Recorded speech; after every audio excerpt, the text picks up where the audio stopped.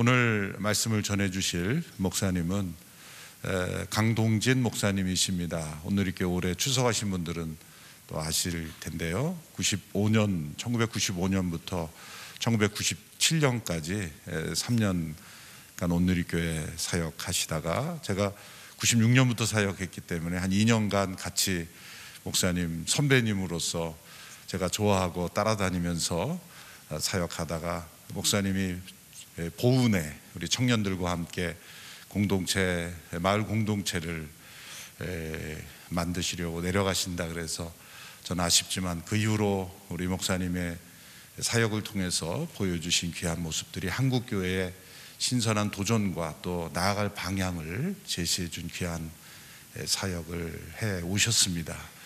이제는 또 이주민 사역으로 나아가신다고 해서 너무 기뻐서 또 함께 모시고 함께 비전을 나누고 우리 함께 동역할 수 있게 되기 바랍니다. 우리 목사님 나오실 때 큰 박수로 환영해 주시기 바랍니다.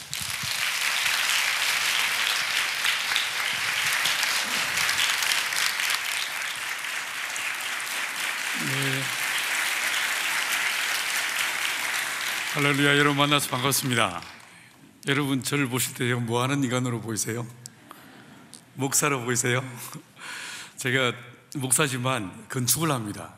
집을 지금까지 한 40채 정도를 지어봤습니다. 많이 지어봤어요. 올해도 집을 한 4채를 지었습니다.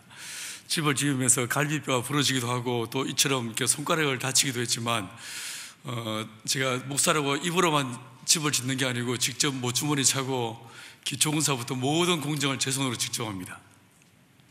제가 건축 현장에서 일하고 있으면 손님들이 찾아오셔서 제가 목사라는 사실을 전혀 눈치채지 못하시고 그냥 일하는 잡부 정도로 생각하십니다. 그러다가 나중에 깜짝 놀라서 저를 알아보시고는 목사인 줄 알고 깜짝 놀라면서 무슨 목사가 노가다 하냐고 얘기합니다. 그럼 제가 뭐라고 하냐, 우리 형님이 목수예요 이렇게 얘기해요. 그러면 저희 친형이 있는 줄 착각하십니다. 우리 예수님이 목수셔서 제 마칭 대신 예수님이 목수셔서 제가 건축을 합니다. 제가 집만 짓는 게 아니고 농사도 짓습니다. 농사를 꽤 잘 짓습니다. 제가 목사다 보니까 오늘처럼 이렇게 다른 곳에 와서 말씀을 전하는 집회를 인도하고 섬기기도 하지만 사실 더 많은 경우는 제가 농업을 강의하러 다닙니다. 전 세계를 다니면서 가난한 나라 아시아 아프리카에 농업을 통해서 또 양계를 통해서 어떻게 자립을 시킬 것인가를 가르치고 돕는 일들을 하고 있습니다. 제가 밭에서 혹은 논에서 일하고 있으면 찾아오셔서 제가 목사라는 사실을 전혀 눈치채지 못하시고 있다가 나중에 제가 목사라는 사실을 알고 화들짝 놀라면서 뭔 목사가 농사짓냐고 얘기합니다. 그럼 제가 뭐라고 하냐면 우리 아버지가 농부예요 이렇게 얘기해요. 여러분 제 육신의 아버지는 그냥 평범한 군인이셨습니다. 우리 하나님 그분이 농부셔서 제가 농사를 짓습니다. 그러니 이렇게 농사나 짓고 집이나 짓는 인간이 뭔 성경을 알겠습니까? 오늘 아침에는 그냥 제 삶 속에서 역사하셨던 그 하나님을 여러분과 함께 나누면서 은혜를 나누기를 원합니다. 여러분 오늘 이 본문 우리가 창세기 1장 2절 말씀을 읽었습니다. 이 말씀 혹시 무슨 말씀인지 아시겠습니까? 사실 이 말씀은 읽어도 별로 의미가 없어 보이고 그래서 휙 지나가는 말씀입니다. 근데 저도 그랬습니다. 제가 시골에 내려가서 농사 짓고 살기 시작하면서 하나님 제가 책을 좀 못 보더라도 양해해 주십시오. 용서해 주십시오. 대신에 성경은 열심히 보겠습니다 라고 말씀을 드렸습니다. 그리고 하루에 60페이지 정도 성경 읽으면 한 달에요 성경 한 번 읽을 수 있어요. 그래서 하나님 제가 성경을 아주 오부지게 한번 읽어보겠습니다. 그리고 새벽에 말씀 읽고 종일 그 말씀을 묵상하고 또 되뇌입니다. 여러분 이 본문의 말씀 저도 별로 중요하게 와닿지 않는 말씀이었습니다. 어느 날 이 말씀이 제 마음에 박혔습니다. 몇 날 며칠을 이 말씀을 가지고 밭에서 논에서 열심히 보다가 어느 날 내 마음속에 큰 망치로 두들겨 맞는 것 같은 그런 충격이 제 마음에 와닿은 적이 있었습니다. 여러분 이 본문의 말씀은 하나님께서 이 우주 만물을 창조하시기 직전에 이 우주의 상황을, 이 지구의 상황을 4단어로 우리에게 설명해 주고 있습니다. 첫 번째 어떤 단어가 눈에 보이십니까? 땅이 혼돈했다라고 얘기했습니다. 이 혼돈은 어떤 의미가 있을까? 무슨 말일까? 사실 혼돈이라고 번역된 이 히브리어는요 어떤 언어로도 번역할 수 없는 매우 독특한 단어입니다. 이 말씀을 우리말로 그대로 직역하면 어떤 뜻이 되냐면 모양이 있는 것 같지만 모양이 없다, 뭐 이렇게 해석할 수 있는 단어입니다. 여러분 주변에 모양이 있는 것 같은데 모양이 없다, 뭐가 떠오르십니까? 혹시 가끔 수제비 해 드십니까?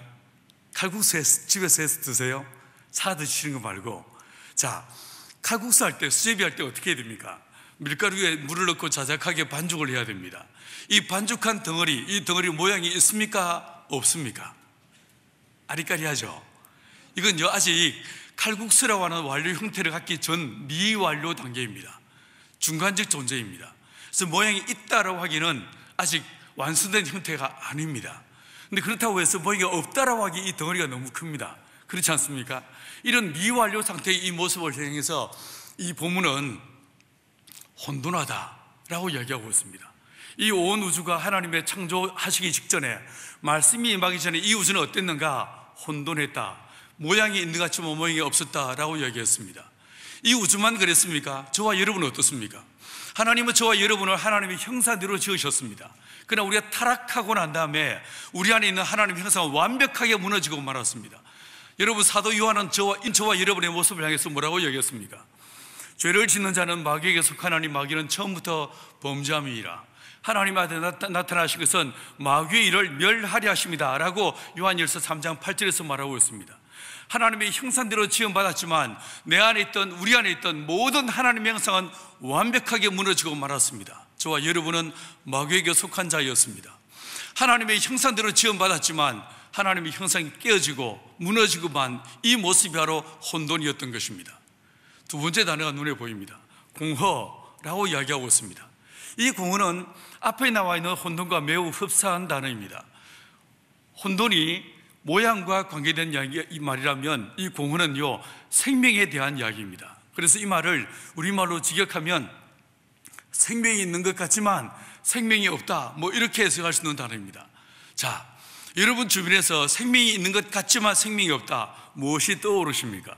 무엇이 상상이 되십니까? 여러분, 혹시 코마 상태에 빠져있는 이 중환자실에 누워있는 온몸에 튜브를 받고 살아있는 것, 심장은 뛰고 있지만 자기 의지로 온몸에 그 어떤 것도 움직일 수 없는 사람들을 보신 적이 있습니까? 이분은 살아있습니까? 죽어 있습니까? 하나님께서 이 우주를 창조하시기 전에 이 우주는 어떤 모습이었냐면 생명이 있는 것 같지만 생명이 없었다라고 이야기하고 있습니다. 그런데 저와 여러분은 어떻습니까? 우리는 어떤 존재였습니까? 만약에 천년을 사는 존재가 봤을 때 저와 여러분은 있습니까? 없습니까? 우리 안에 생명이 있습니까? 없습니까? 존재합니까? 존재하지 않습니까? 이 문제를 가지고 석시 선생님이 보리수활에서 몇 날 며칠을, 석시 선생님 누구신지 모르시겠어요? 부처님이요. 이분이 열심히 고민하다 내린 결론이 무엇이었습니까? 색즉시공, 공즉시색, 아재아재 발아재, 있는 것이 없는 것이고 없는 것이 아예 모르겠어 라고 결론을 내려버립니다. 여러분, 천년을 사는 존재가 저와 여러분을 봤을 때 우리 있습니까? 없습니까? 100년 전에 우리는 아무도 없었습니다. 100년 후에 어떻게 될 것 같습니까? 아마 모르긴 몰라도 예수님이 우리 앞에 오시든지 아니면 우리가 주 앞에 가 있을 것입니다. 그러겠죠? 100년 전에도 없을 거 100년 후에도 없을 저와 여러분은 천년을 사는 존재가 봤을 때 우리 있습니까? 없습니까? 이 공허함, 이 덧없음, 이게 바로 오늘 본문에서 말하고 있는 공허함입니다. 여러분, 이 우주는 생명이 있는 것 같지만 생명이 없었습니다. 그런데 거듭나기 전에 우리의 모습 역시 생명이 있는 것 같지만 생명이 없는 존재가 저와 여러분이었습니다. 헛되고 헛된, 이게 바로 저와 여러분의 실존이었습니다. 세 번째 단어가 눈에 보입니다. 뭐라고 말하고 있습니까? 흑암이 깊음 위에 있고 라고 얘기했습니다.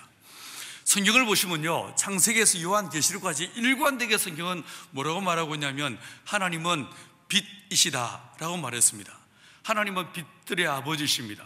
회전하는 그림자도 없으십니다.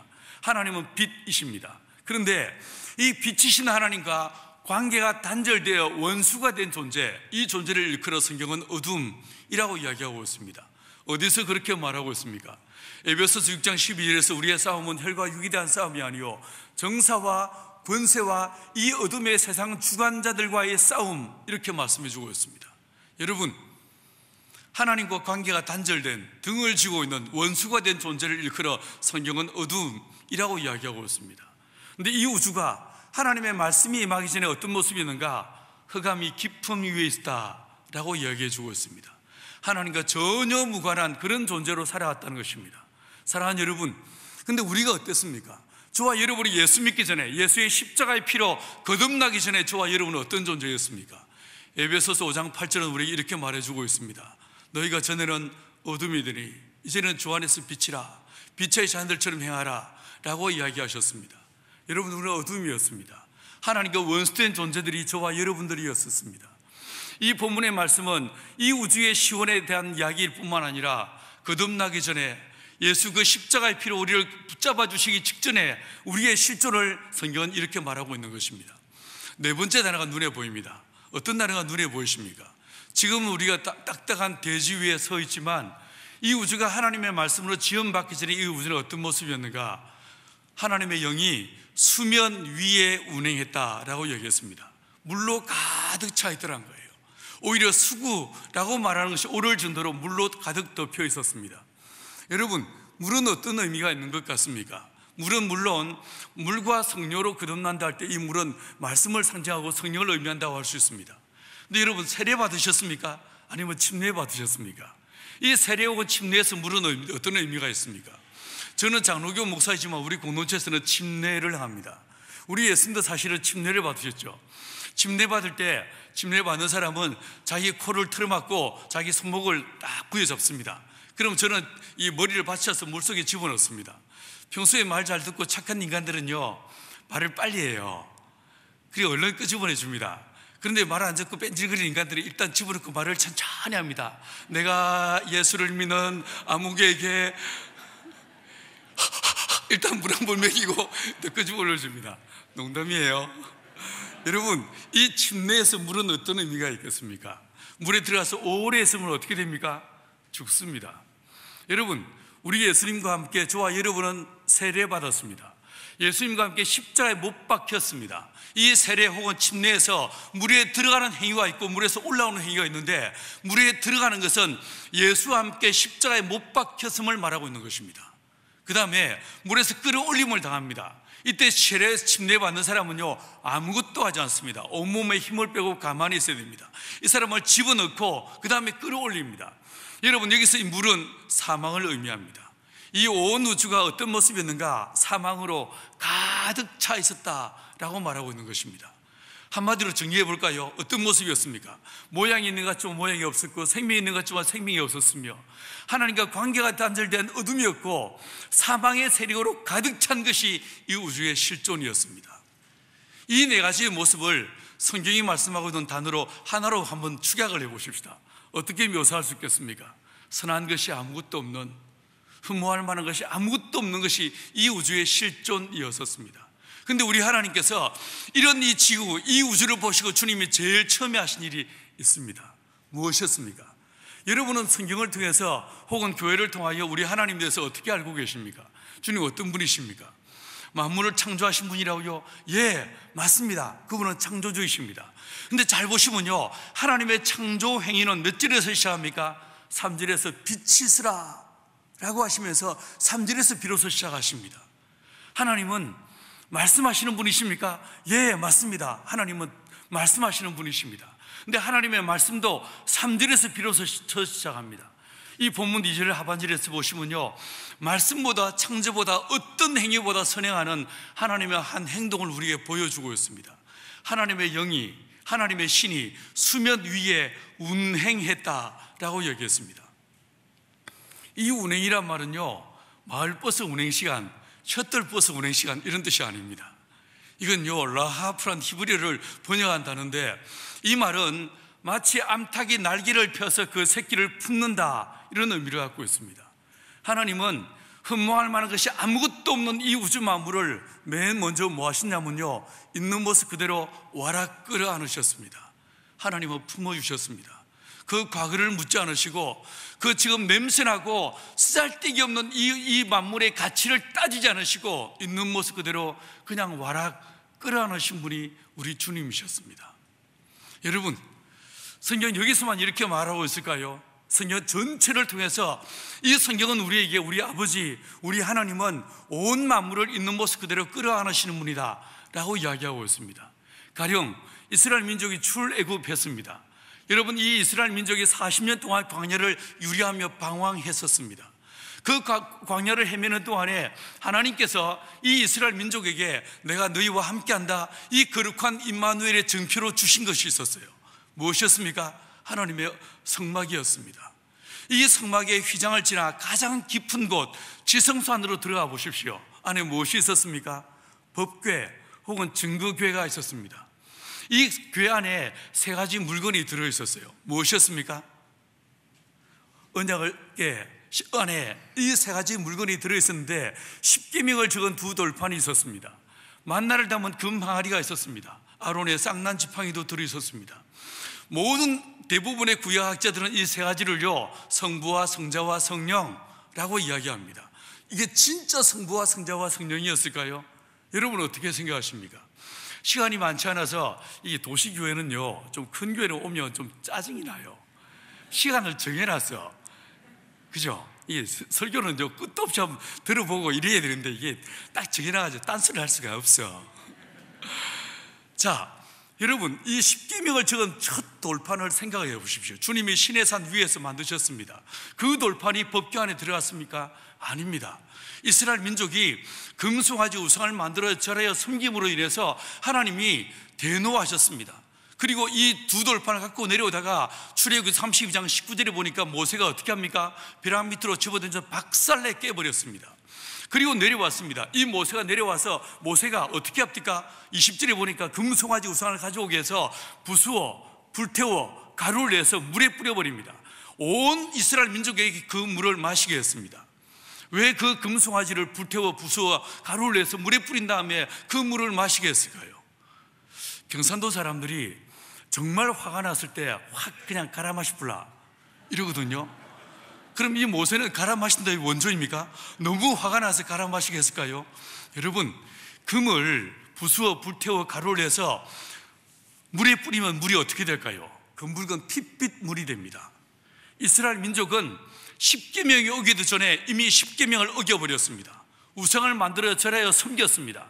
하나님도 어찌하실 수 없는 이 상황에서 모세는 어떻게 합니까? 여러분, 이스라엘 민족이 마지막 10번째 재앙이 내리던 날, 온 애굽 땅에 장자가 죽임을 당하는 그날 주님의 말씀이 임했습니다.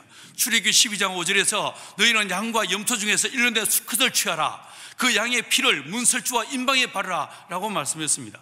13절은 뭐라고 말씀했습니까? 내가 그 피를 볼 때에 너희를 넘어가리니 라고 얘기했습니다.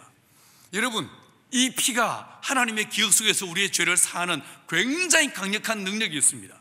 레위기 17장 11절은 뭐라고 했습니까? 육체의 생명이 피에 있습니다. 이 피를 너에게 주어 단에 뿌려 죄를 속하게 하였나니 생명의 피에 있으므로 피가 죄를 속하느니라 라고 이야기했습니다. 그런데 지금 장정만 60만 명이 넘는 이 온 이스라엘 민족 앞에서 그들이 다 죄를 범한 이 상황에서 양을 잡고 소를 잡는다들 어떻게 그 피를 다 감당할 수 있겠습니까? 그래서 이 금송아지 우상을 부수어 불태우고 가루를 낸 다음에 물에 뿌리는 거예요. 이 물이 어떻게 된다고요? 그 묽은 핏빛 물이 되게 하는 거예요. 그 물을 마시게 하는 거예요. 그 다음에 어떻게 합니까? 이 모세가 여호와 앞에 나아갑니다. 하나님, 이스라엘 민족을 사하여 주십시오. 사하여 주십시오. 차라리 하나님의 생명체에서 내 이름을 사하시고 저들을 용서해 주옵소서 간절히 기도합니다. 주님께서 이 모세의 기도를 들으시고 사하십니다. 근데 주님이요, 우리 하나님 약간 뒤끝이 있으신 것 같아요. 주님 뭐라고 하십니까? 내가 용서한다. 근데 네가 깼으니까 네가 만들어와 라고 하십니다. 두 번째 돌파는 하나님이 만드신 것이 아닙니다. 누가 만들었습니까? 모세가 만들었습니다.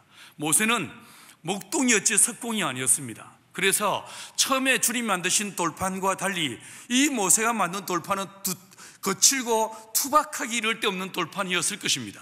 근데 우리 하나님 그 돌판을 멸시치 않으시고 받아주십니다. 그리고 그게 글자를 새겨주셨습니다. 이 두 번째 돌판이 하나님의 언약궤 안에 들어갔습니다. 이방인인 저와 여러분이 볼 때는 하나님이 친수로 글자를 새기신 신비한 돌판으로 보일지 몰라도 하나님이 보실 때, 이스라엘 민족이 볼 때 이 돌판은 무엇이겠습니까? 40년 광야 생활 속에서 그들이 지었던 가장 극악무도한 죄악의 증거물에 불과한 거예요. 왜 아론의 지팡이에서 싹이 났습니까? 우미 돋고 왜 꽃이 피었습니까? 레위 민수기 16장에서 고라와 다단과 아비람과 온이 반역을 꾀했습니다. 하나님도 어찌할 수 없는 그 상황에서 주님 어떻게 하십니까? 12지팡이의 지팡이를 하나씩 가져오겠습니다. 이 지팡이를 하나님의 거룩한 지성소 안에 넣어뒀다가 빼보니까 이 아론의 지팡이에서 우미 돋고 싹이 나고 꽃이 폈다고 했습니다. 사랑하는 여러분, 우리가 볼 때는 싹이 난, 마른 막대기에서 싹이 난 신비한 돌판, 이 지팡이일지 몰라도 하나님이 보실 때, 온 이스라엘 민족이 볼 때는 하나님이 세우신 영적 질서를 무너뜨린 폐역부도한 반역의 증거물이 이 싹난 지팡이지 않겠습니까? 여러분, 이것들을 하나님께서 그 죄악의 증거물에 불과한 이것들을요, 하나님의 품을 상징하는 언약궤 안에 집어넣게 하시는 거예요.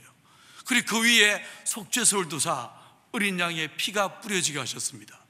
여러분, 주님은 이 범죄한 이스라엘 민족을 향해서 너희들 죄를 지었으니 가서 용서받고 회개하고 오너라, 이렇게 말씀하시는 것이 아니고 그들의 죄, 그들의 허물을 있는 모습 그대로 주님의 품에 끌어안으시고 그 위에 양의 피, 어린 양의 피가 뿌려지게 하시는 분이 우리 주님이셨어요.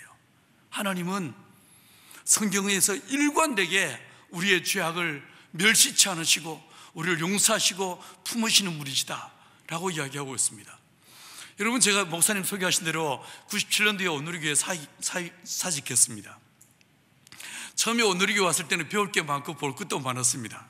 몇 년 지나니까요, 제가 때려 죽인다 해도 못 있겠습니다.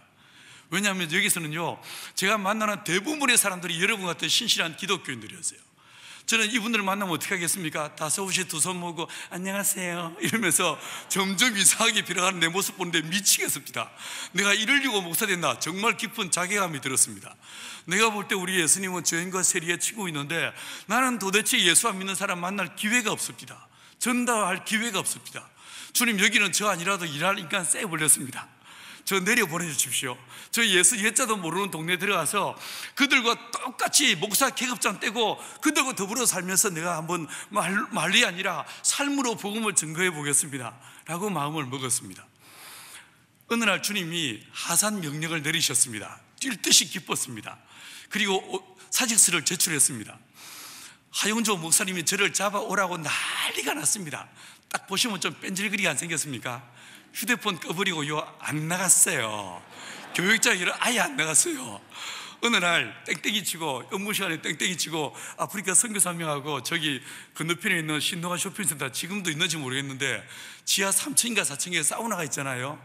땡땡이 치고 사우나를 갔는데 그분이 거기 계신 거예요. 이분이 저를 보시더니만 너 이리 와, 꼼짝없이 저를 붙잡혔습니다. 너 도대체 정신이 있어 없어? 현대 선교는 도시 선교야, 먼 시골이야. 네가 농사지어봤자? 아닙니다. 땅이 있어? 없습니다. 또 부모님 농사꾼이? 아닙니다. 저희 아버지는 해병대. 제가 얘라고 말할 수 있는 게 아무것도 없었습니다.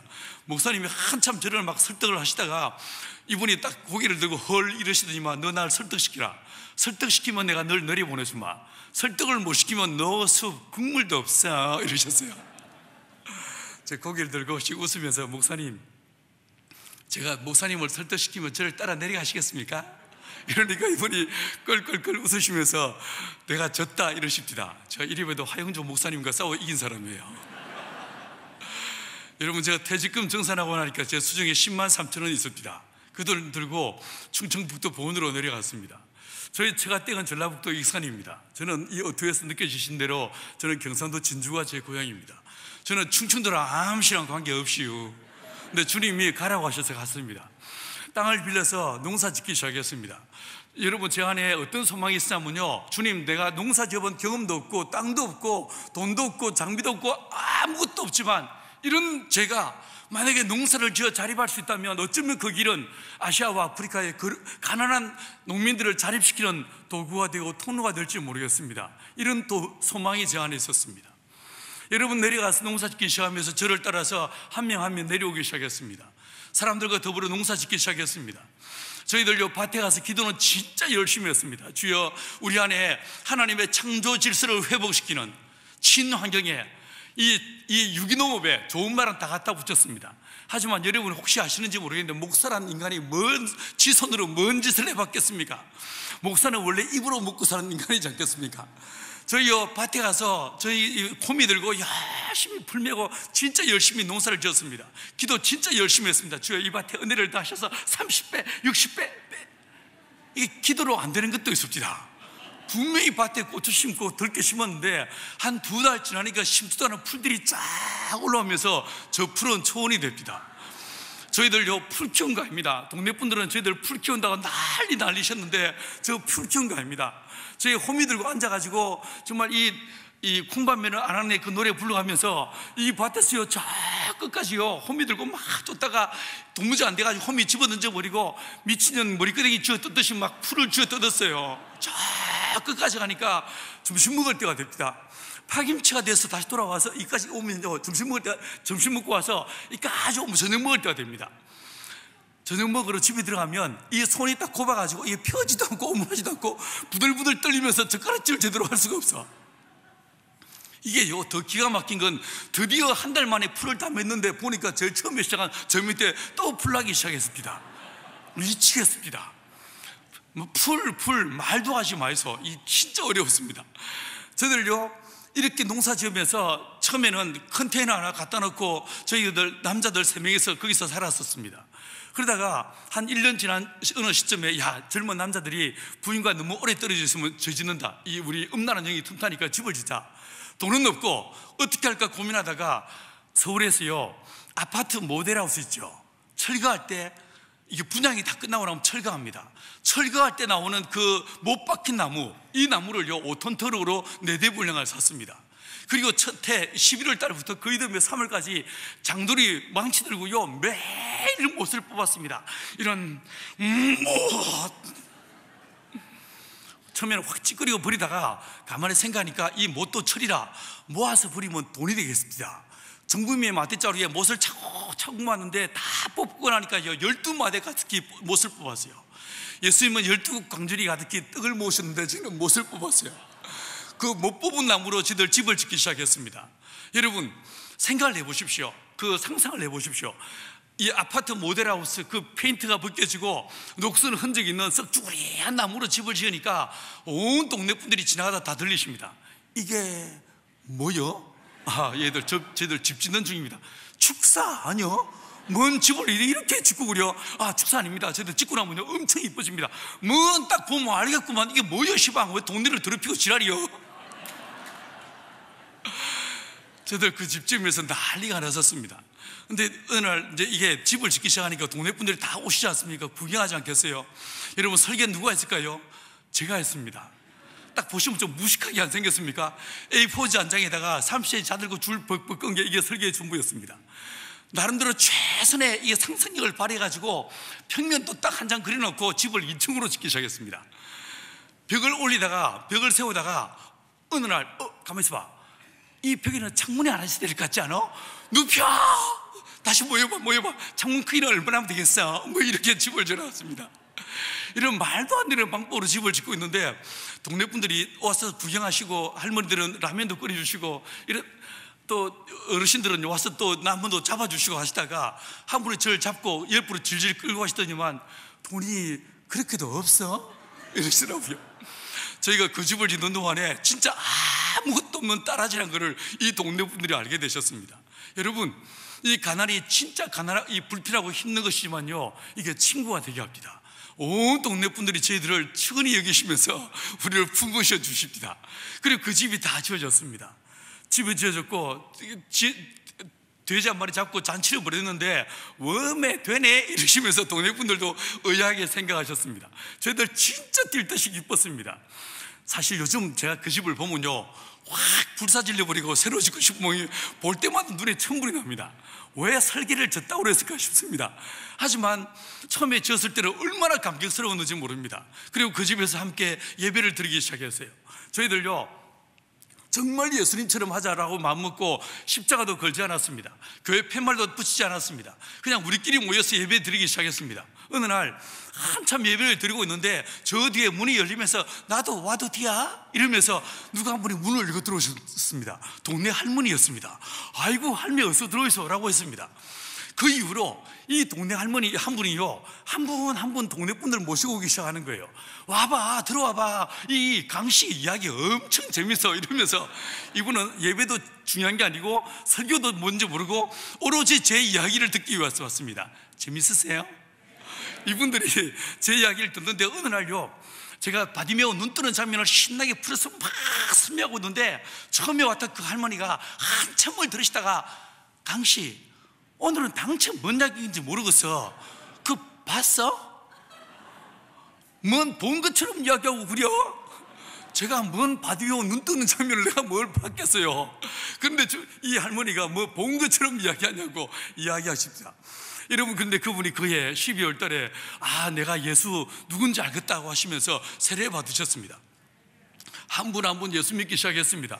마을의 노인 회장님이 목사님, 우리 마을회가 2층이 비었습니다. 예배당 필요하면 쓰세요 라고 이야기하십니다. 저희들 잘 살았죠. 한 2년 반 지나니까 마을의 반 이상이 예수를 믿기 시작했습니다. 저는요, 주님, 저는 목사 아닙니다. 이 동네 머슴입니다. 어디선가 누군가에 무슨 일이 생기면 어디든 달려가서 돕겠습니다. 이렇게 마음먹고 진짜 마을 머슴으로 살았습니다. 그리고 마을 주민들이 한 분 한 분 예수 믿기 시작했습니다. 그런데요, 교회는 잘 자리 잡아 나갔지만 저는 교회를 하고 싶은 것이 아니었습니다. 사도행전 2장에 남아있는 이 사도행전적 공동체, 제 것을 조금도 제 것이라 여기지 않는 믿음의 공동체를 세우는 게 제 꿈이었었습니다. 근데 이건 안 되는 거예요. 너무너무 가난했어요. 일단 너무너무 가난했어요. 도대체 농사 지어서 자립할 기미가 보이지 않는 거예요. 여러분, 이 가난하니까 이게요, 싸움이 잦아들기 시작합니다. 점점 싸움이 더 많아졌습니다. 허구한 날 싸웠습니다. 매일 싸웠습니다. 싸우다 공동체 딱 시작한 지 5년 만에 두 파로 쪼개졌습니다. 한쪽은 쪽파, 한쪽은 양파. 양파는 기독교 공동체니까 100% 공유하자, 이게 양파였습니다. 쪽파는 무슨 소리야, 희년의 원리를 따라 부분 사유를 인정하자, 이게 쪽파였습니다. 공동체 시작하고 5년, 2002년 전국이 월드컵으로 떠들썩할 그 해에 저희는 두 파로 쪼개졌고 무섭게 싸웠습니다. 말씀에 검을 휘두르며 싸웠습니다. 성경에 이렇게 말하고 있는데 이러면서 얼마나 무섭게 싸웠는지 모릅니다. 여러분, 이 책이요, 희한한 책이라서 이래 보면 이래 보이고 저래 보면 저래 보여요. 말씀에 검을 휘두르고 싸우다 우리가 내린 결론은 우리는 가까이에게 너무나 먼 당신이다, 이쯤에서 끝내자, 이래 됐습니다. 여러분, 공동체 시작 5년 만에 쫄딱 망했고 두 파로 싸우다가 마지막으로 11월 달에 1박 2일로 모여서 하고 싶은 말 다 하고 그 회의의 결과를 따라 해체하거나 둘로 쪼개기로 마음먹었습니다. 첫날 아침 먹고 싸웠습니다. 점심 먹고 싸웠습니다. 저녁 먹고 새벽 1시 반까지 싸웠습니다. 세상 사람들 술 마시면 햇말도 하고 햇말도 한다는데 내가 뭐 예수행이들은 술도 안 마시고 맨정신에 햇말도 하고 햇말도 합니다.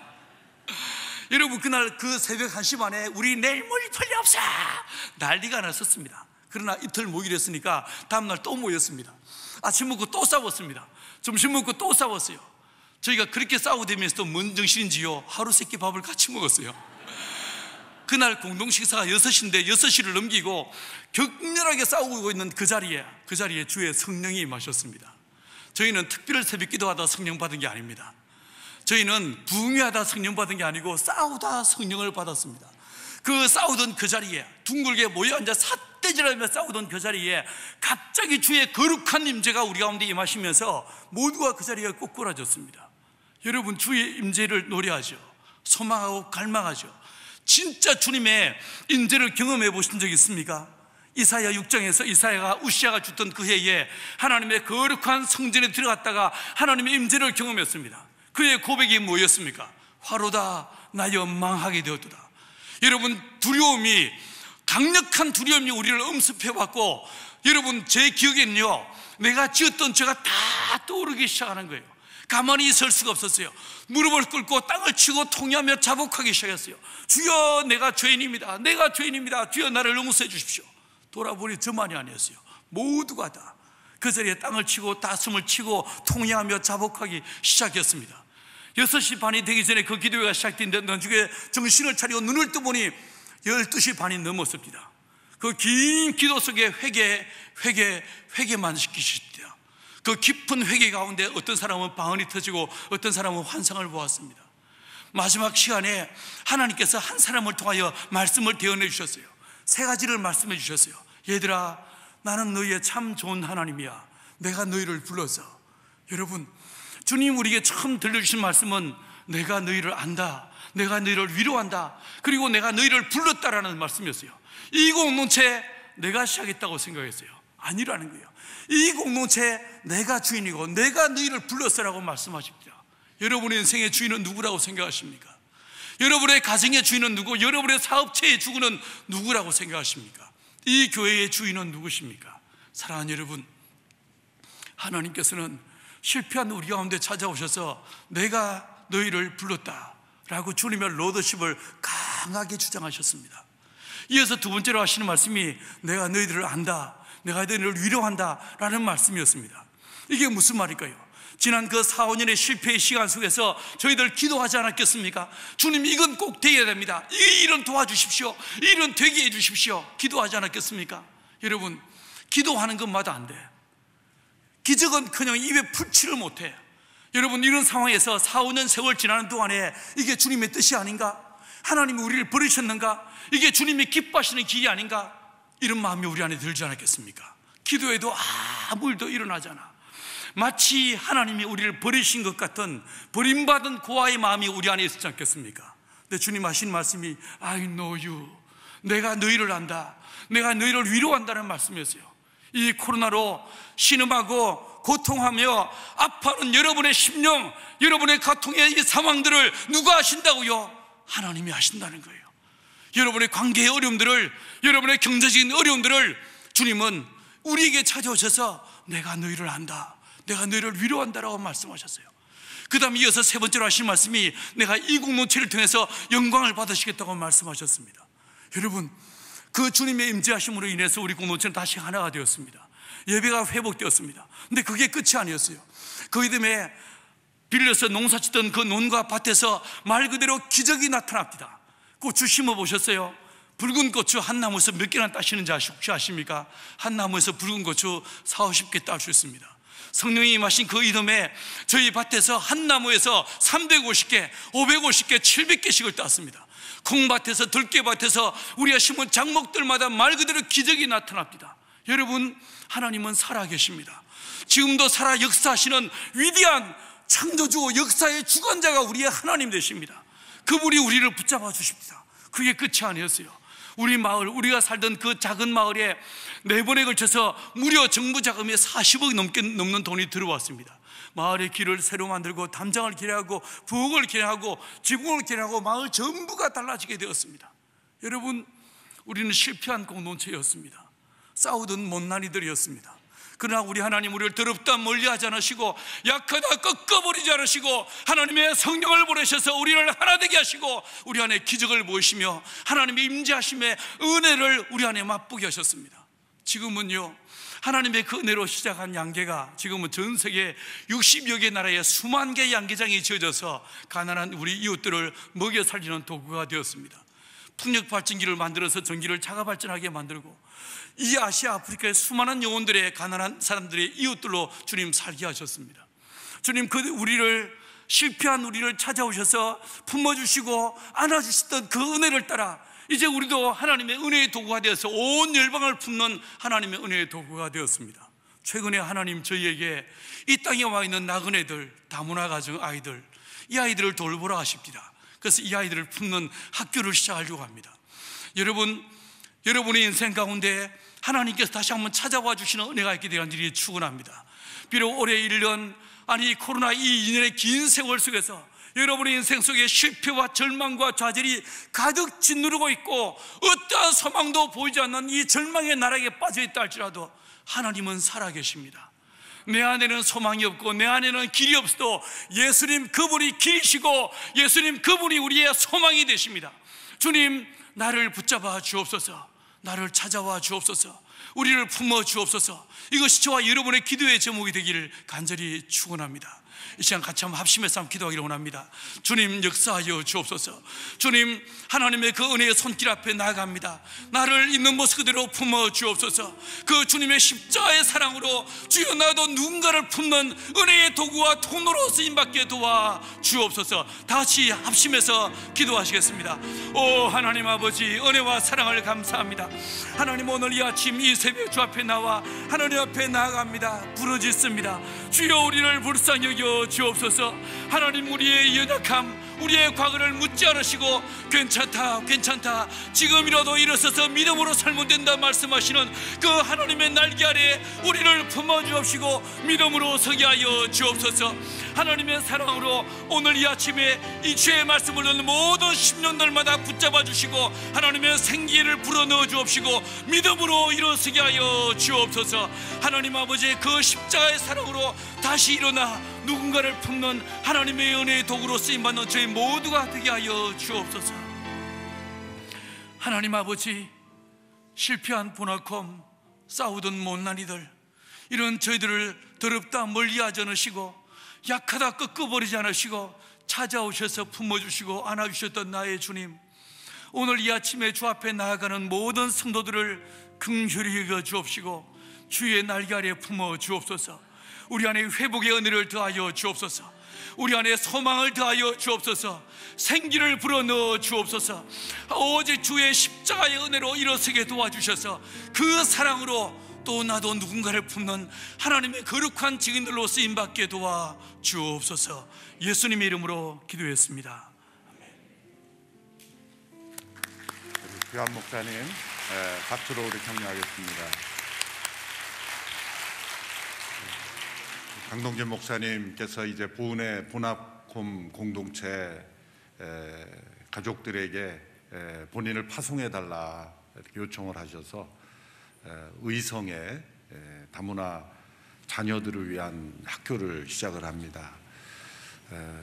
제 마음속에 주신 우리나라에 온 많은 이주민들, 특별히 자녀들을 먼저 우리가 교육으로 변화시키는 것이 대한민국의 미래의 중요한 사역이라는 생각을 늘 갖고 있었고, 또 누리교회도 M센터를 중심으로 이주민 사역에 열심을 다하는 상황 속에서 하나님께서 우리 강 목사님에게 의성으로 들어가시는 그 사역을 주신 것은 귀한 동역의 기회라고 생각을 합니다. 그래서 2022년도 저는 첫 번째 비전 헌금을 의성에 세워지는 다문화 자녀 학교를 위해서 우리 강 목사님과 함께 동역하는 첫 사역이 되기를 원합니다.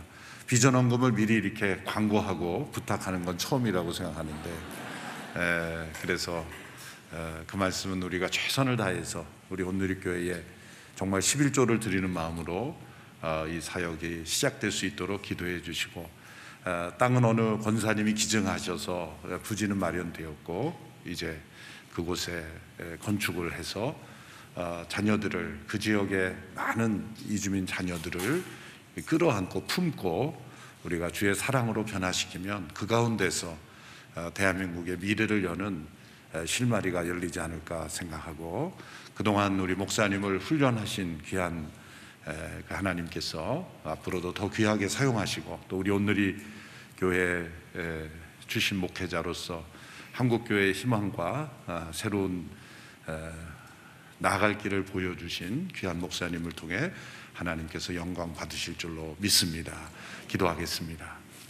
이제는 우리 주 예수 그리스도의 은혜와 하나님의 크신 사랑과 성령님의 충만한 역사심이 하나님의 그 품에 안기며 우리를 끌어안고 변화시켜 주시는 그 사랑으로 날마다 살며 주님의 영광을 위하여 주께로 더 나가길 원하는 모든 주의 백성들 위해 깨어지고 상처받고, 그리고 어둠과 흑암과 또 공허 가운데 있는 이 땅 가운데 주님의 사랑으로 품고 새 생명의 역사를 이 땅에 이뤄가기 원하는 모든 주의 백성들 위해 보나콤 공동체와 또 강동진 목사님의 모든 다문화 사역 위에 온누리교회가 바라보는 모든 이주민 사역 위에 이 나라 민족 위에 복음을 전하는 모든 선교사님 위에 함께 하시기를 간절히 축원하옵나이다.